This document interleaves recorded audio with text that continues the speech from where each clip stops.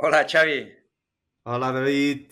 hoy vamos a tener una conversación un poquito especial porque queremos hablar del universo, de la realidad que nos rodea, empezando por aquello que es muy, muy grande, la inmensidad del universo, pero después yendo hacia las cosas más pequeñitas que conocemos, hasta donde hemos podido llegar a entender con la evolución de la ciencia. O sea que hay aquí un camino que queremos hacer desde lo grande a lo más pequeño y ver dónde está el límite de lo incognoscible, que le podemos decir, ¿no? Hasta dónde llega el conocimiento humano, porque claramente hay una frontera a partir de la cual no sabemos qué hay más allá. Entonces, bueno, vamos a ver cómo fluye la conversación entre tú y yo, pero es una conversación que tampoco nos será muy técnica, porque no somos expertos en el tema, aunque sí, como decía aquel, hemos leído mucho sobre ello, hemos visto muchos vídeos y hemos tenido muchas conversaciones sobre ello. O sea, que estamos bien documentados. O sea, vamos a ver cómo fluye la conversación. Xavi, si quieres, abre tú y eso, vamos a empezar hablando de lo más grande y después yendo quizás hacia lo más pequeño. Vale, David, pues vamos a por ello y a ver qué sale.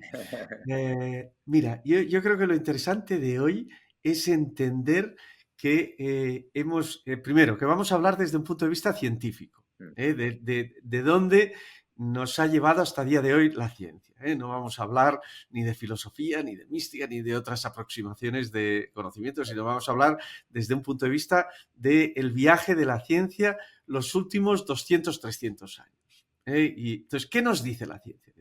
Básicamente la ciencia nos dice que hay un universo que mucha gente dirá es infinito, pero no, hay es decir, hay ya cálculos que aproximan la superficie total del universo más o menos en 10 elevado a la 27, que es un 10 con muchos ceros en el universo, ¿no? Sí, y Eh, permítame a mí aquí que entre, porque la dimensión del universo es algo, claro, un 10 con 27 ceros, metros, serían metros, ¿no?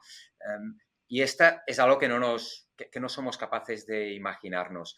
Y por mucho que intentamos hacer el ejercicio de realmente percibir la inmensidad del universo, no somos capaces de entenderlo.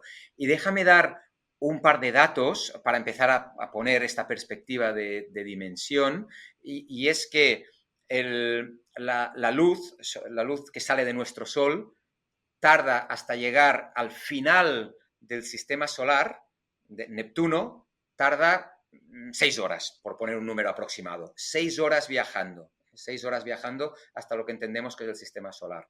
6 horas. Para llegar a la estrella más cercana, que es Alpha Centauri, son 5 años de 6 horas, que después viene un día, una semana, un mes, 2 meses, un año, 5 años hasta llegar a la estrella más cercana, Alpha Centauri.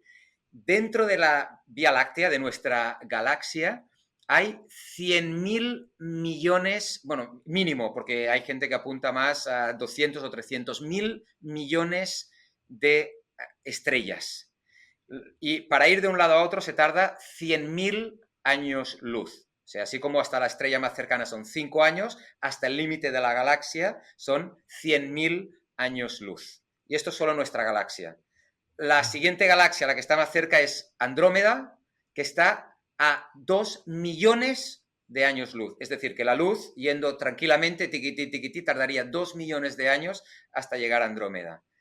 Y a partir de aquí podemos ir tirando y el límite del universo observable son 90, bueno, la mitad sería, si enviamos en una dirección, hacia un lado, pues sería la mitad del diámetro, hacia un lado serían 45 millones de años luz. Lo cual, bueno, todo esto se dice muy rápido, queda dicho, pero realmente procesar lo grande que es el universo observable es muy, muy difícil. Y como decías, hay mediciones que apuntan basadas en la radiación de fondo, bueno, todo está fundamentado en ciencia en algunas cosas, no vamos a entrar en detalles, pero mediciones se han hecho que dicen que el universo, aparte de lo observable, parece que es 500 veces más grande, como mínimo 500 veces más grande de lo que observamos.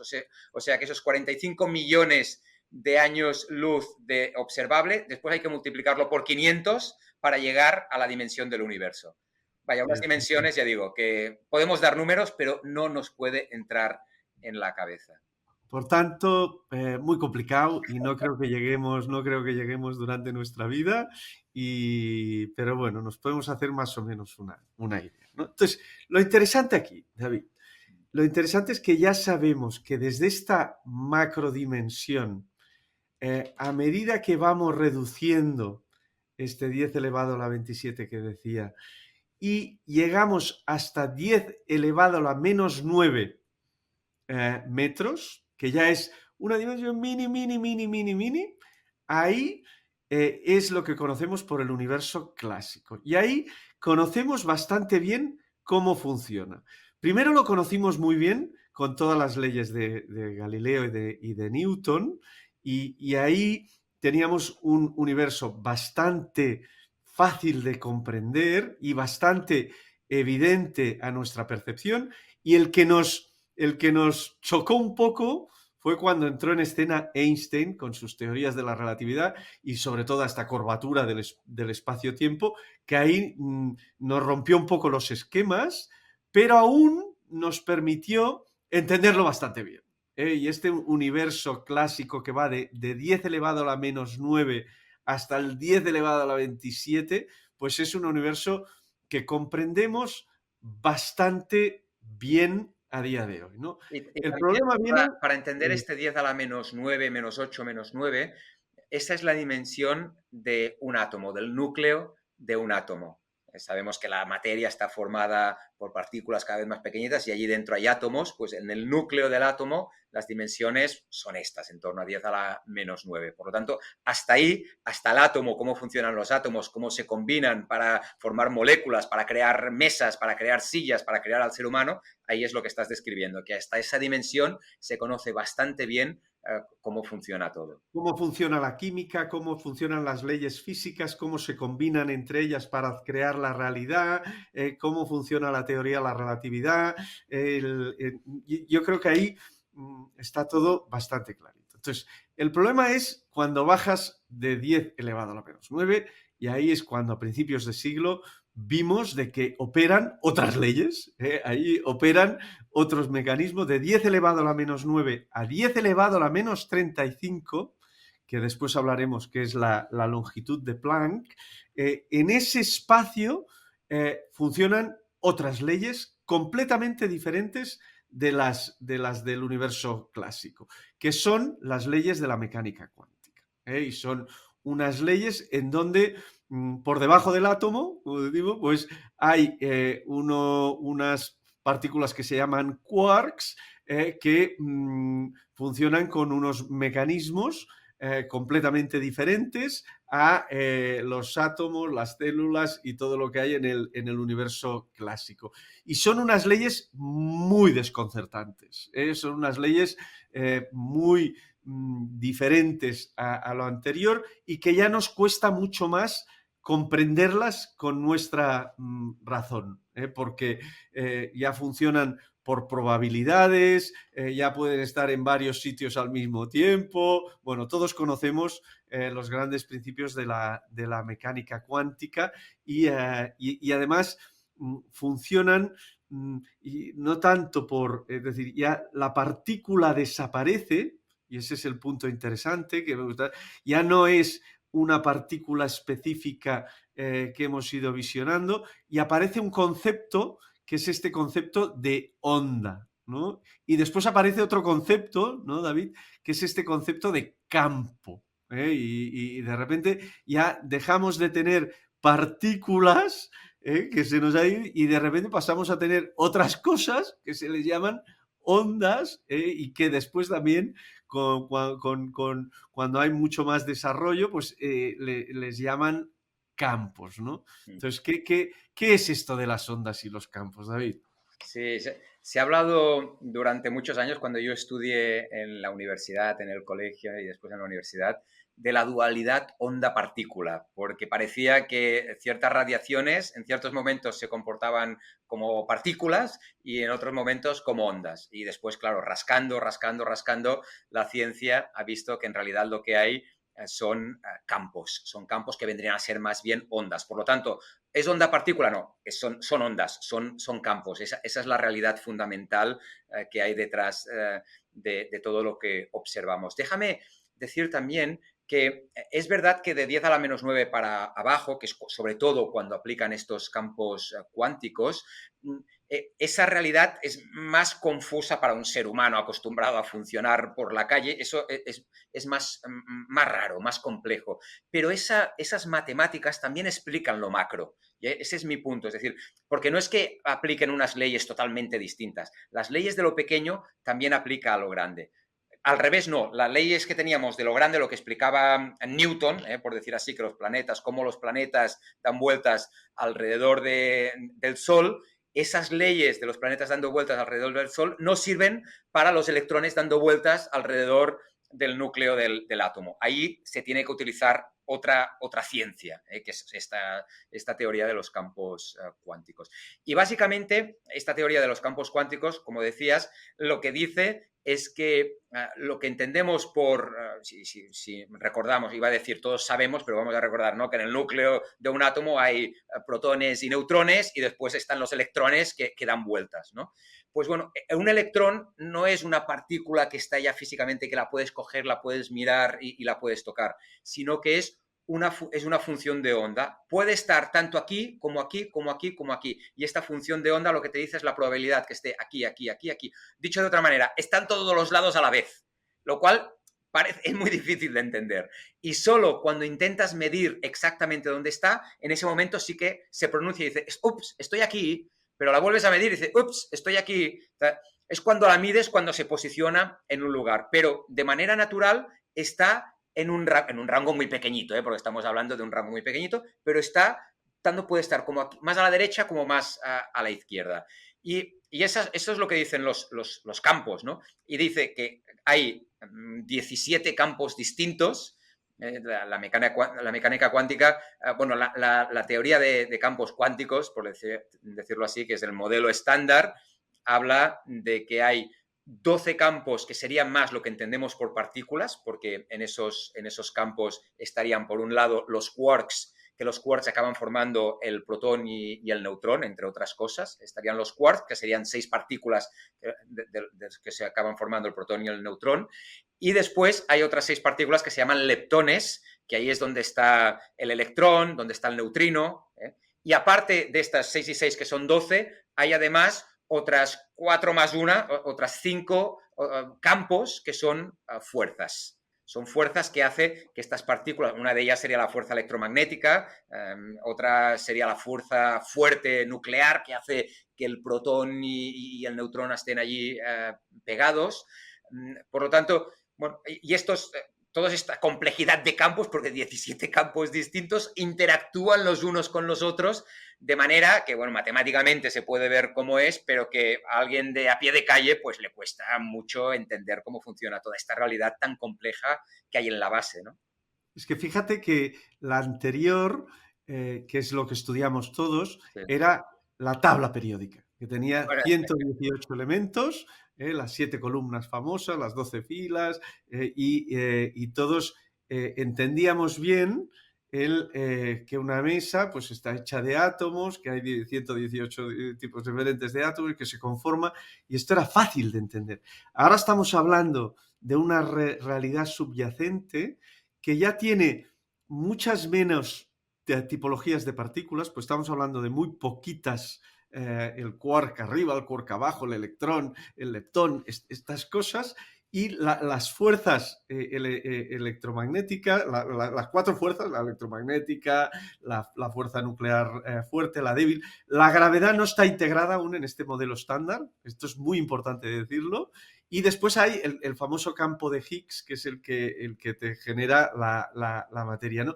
Con lo cual, de repente hemos convertido una realidad de partículas, de 118 tipos de partículas, en una realidad con muy poquitas partículas que no son partículas ya, que son ondas, y que estas ondas se convierten en una especie de campo. ¿Cómo nos los tenemos que imaginar estos campos, David? Nos los tenemos que imaginar como una especie de gelatinas, de ondas que están en todas partes y que interactúan entre ellas. Ya no hay puntos específicos de realidad, sino lo que hay es una interacción permanente de campos que se superponen entre ellos y configuran nuestra realidad. Aquí es muy importante, David, que tú has dicho antes que era teoría. Y ya no es teoría esto. Es decir, el ser humano ya hemos sido capaces, a través del colisionador de partículas del CERN en Ginebra, de bajar hasta 10 elevado a la menos 18. Antes hablábamos de 10 elevado a la menos 9, hemos bajado a 10 elevado a la menos 18. Nos falta un recorrido hasta llegar a Planck, que es 10 elevado a la menos 35, pero hemos bajado hasta 10 elevado a la menos 18.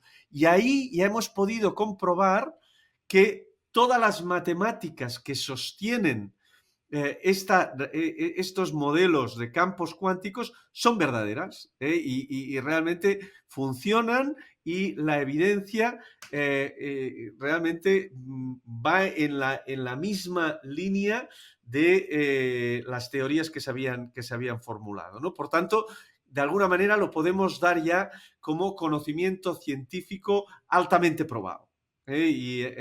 Entonces, a partir de aquí también, David, se abren nuevos campos, porque claro, solo hemos llegado a 10 elevado a la menos 18. Es muy extraño esto de que la realidad de fondo sean 18 campos que interactúan entre ellos. Muchos dicen que tiene que haber una realidad mucho más bella detrás, que igual hay un solo campo. Y aquí aparecen nuevas teorías que a día de hoy están encima de la mesa, que se están desarrollando, y que quizá, David, nos podrías hacer un poquito de explicación. Sí, aquí el elemento clave que falta en este modelo estándar de partículas o esta teoría de campos es precisamente la gravedad, que antes lo apuntábamos, de que ahí no se ha integrado la gravedad. La gravedad queda explicada por las leyes de Einstein, primero por Newton, que era un modelo pues, más sencillo y que era muy válido para ciertas cosas. Explicaba, por ejemplo, el movimiento de los planetas del sistema solar alrededor del Sol, menos Mercurio, que es el que está más cerquita. El de Mercurio no lo acababa de explicar del todo. Y en cambio, cuando vino Einstein con su teoría de la relatividad, pues ahí ya lo propuso.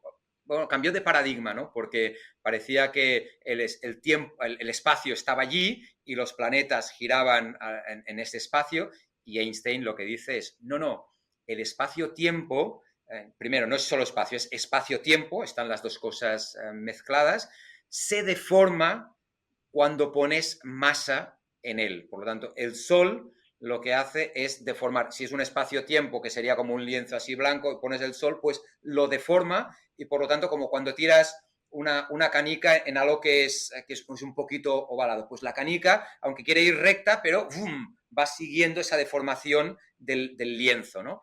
Pues bueno, esa es la deformación del espacio-tiempo que propuso Einstein, y eso es como se explica la gravedad.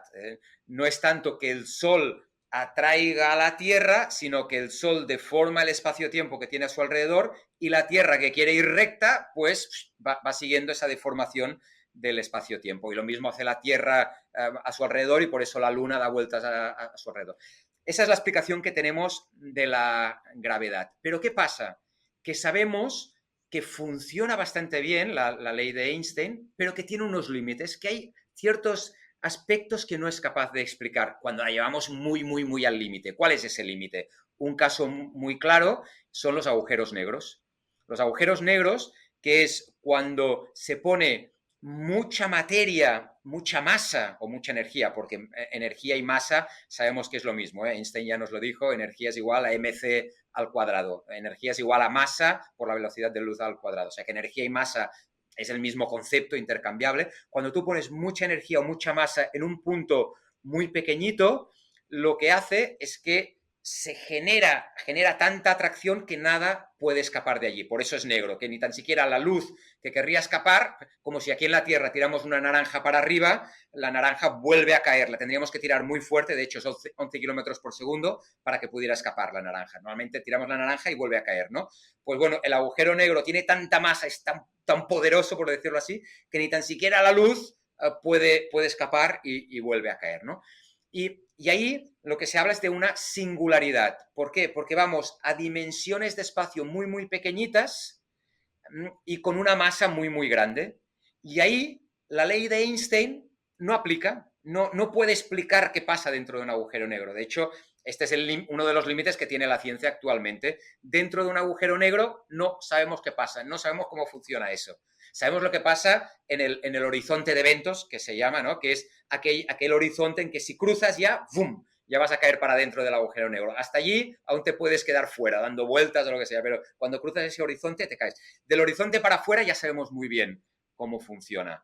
Vamos cada vez sabiendo más, digamos. Pero del horizonte para adentro no lo sabemos porque la ley de Einstein, de la relatividad, no es capaz de explicarlo. Y otro ejemplo, y este explicado más rápido, es el origen del universo.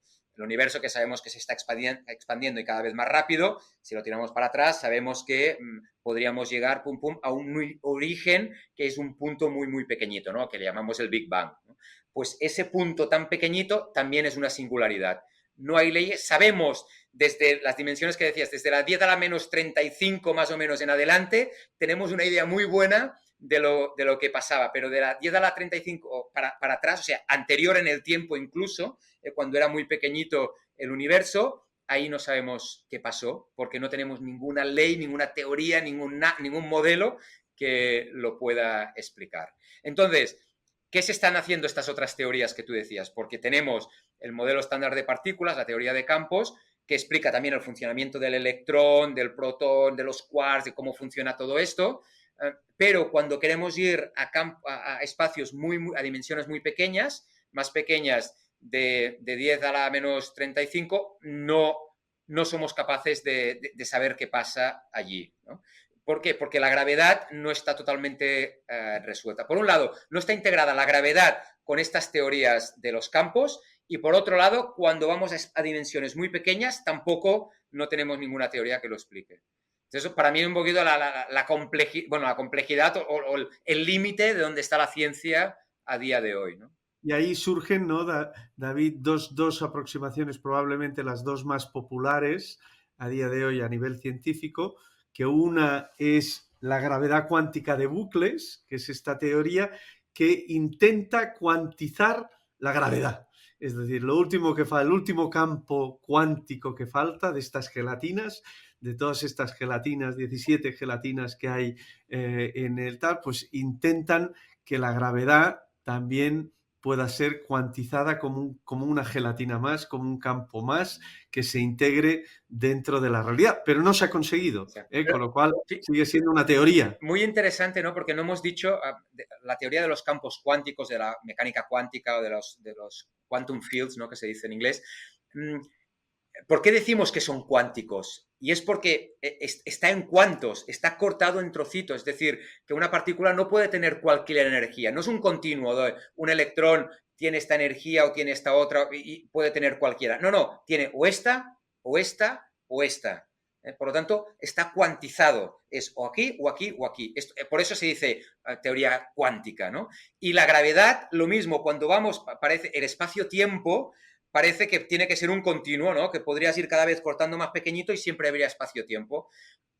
Bueno, podría ser que sí, pero las nuevas teorías parece que apuntan a que no, a que se tiene que cuantizar, que también cuando tú vas cortando, llega un momento que ya no puedes cortar más, por decir así, ¿no? Que posiblemente parece que es esta dimensión de Planck de la que hablábamos, de 10 a la menos 35 más o menos metros. Y ahí la teoría de campos, de loops, ¿no? De bucles, pues lo que quiere es cortar, hacer cuantos de espacio-tiempo y a partir de ahí pues crear esta teoría de bucles. Esto se nos escapa muchas veces a la comprensión humana, ¿no? De decir, oye, que el espacio-tiempo está formado por microunidades por cuantos de espacio-tiempo que tienen unas dimensiones micro y que están cuantizados. Que eso se nos escapa un montón, ¿no? También se nos escapa la otra gran teoría, que es la teoría de las cuerdas, ¿no? Que intenta ir más allá de la teoría de los campos cuánticos y propone que detrás de los campos cuánticos hay una cosa que se llaman cuerdas, que es como un gran campo de cuerdas que funcionan y que a través de sus vibraciones generan todos estos campos que sí que hemos podido probar en la teoría de campos cuánticos, ¿no? La teoría de las cuerdas es muy sofisticada, plantea 11 dimensiones y a día de hoy no parece que es decir, tuvo su momento hace unos años, pero no está pudiendo aportar la evidencia que sería necesaria para poder ser validada, pero igual es que no hemos profundizado suficientemente en la realidad, porque al final lo que nos estamos encontrando también es la incapacidad del ser humano de llegar más allá, ¿no? El colisionador de partículas, que es una cosa súper multimillonaria que se ha hecho en Ginebra y que ahora se plantea, pues llega hasta donde llega, ¿eh? No estamos consiguiendo penetrar más allá y más a fondo y poder llegar o acercarnos a la longitud de Planck, ¿no? Que ese es el otro gran misterio, ¿no? ¿Qué hay en la longitud de Planck, ¿no? Sí. Ahí parece que hay otras leyes diferentes de la cuántica, ¿eh? Y en ese universo, ¿qué es aquello? Pues es la gran pregunta, ¿no? Y yo creo que cuando llegas a Planck, parece que llegues al final del túnel y ahí no tenemos ni idea. Ahí sí que no hay matemáticas, aún no hay modelos y no sabemos para nada qué puede haber ahí detrás, ¿no?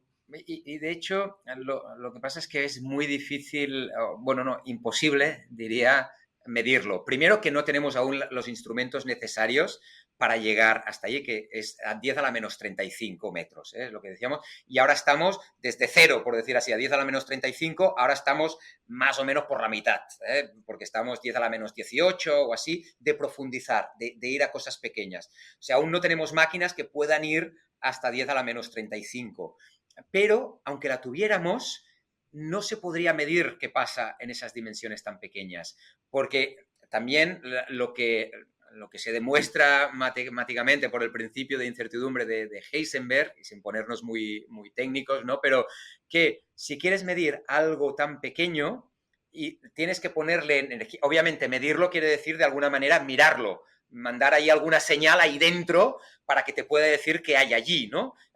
Cuando nosotros vemos algo, estamos recibiendo fotones que vienen de allí y eso hace que sepamos que está allí. Pues es la misma idea, ¿no? Tenemos que mandar algo allí para ver esos fotones o algún tipo de radiación que nos diga que hay allí, ¿no?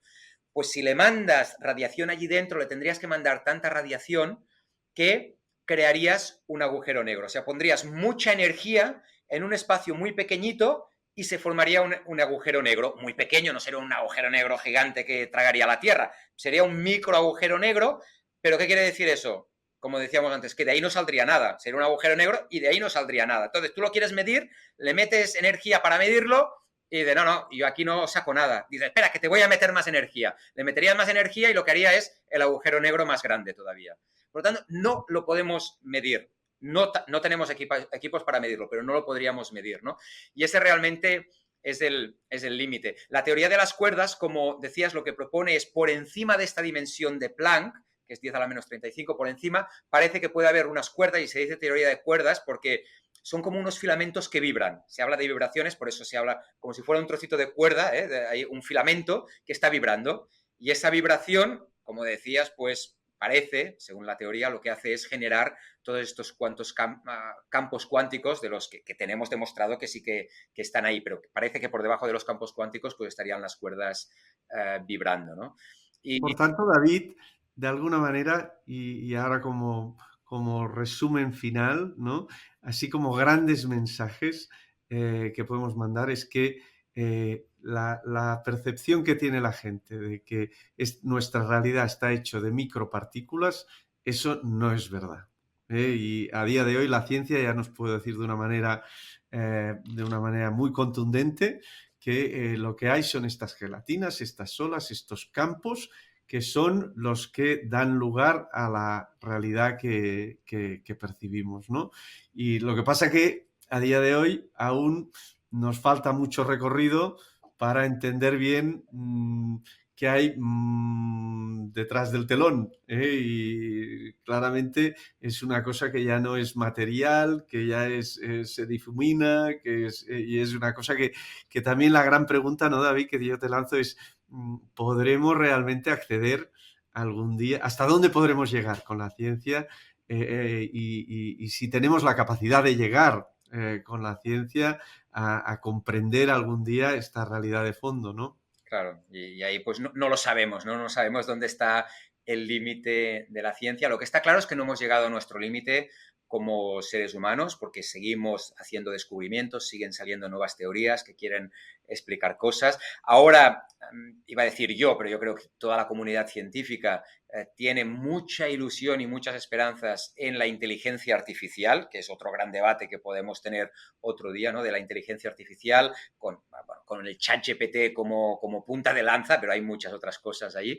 Y parece que cuando la inteligencia artificial evolucione un poquito más, y no estamos a muchos años de distancia de esto, que igual a 5 años o 10 años, podremos, esa inteligencia artificial más evolucionada podrá empezar a hacer grandes contribuciones a la ciencia. Y quizás esta capacidad limitada que tenemos de comprensión, pues la inteligencia artificial la suplirá y será capaz de aportar, será como un Einstein o como 20 Einsteins de golpe que aparecen y empiezan a lanzar ahí teorías y nos dicen que no lo estáis viendo, si lo teníais enfrente de los morros y no lo veíais, ¿no? ¿No veis que esto funciona así o funciona así y lo tenéis que formular de otra manera?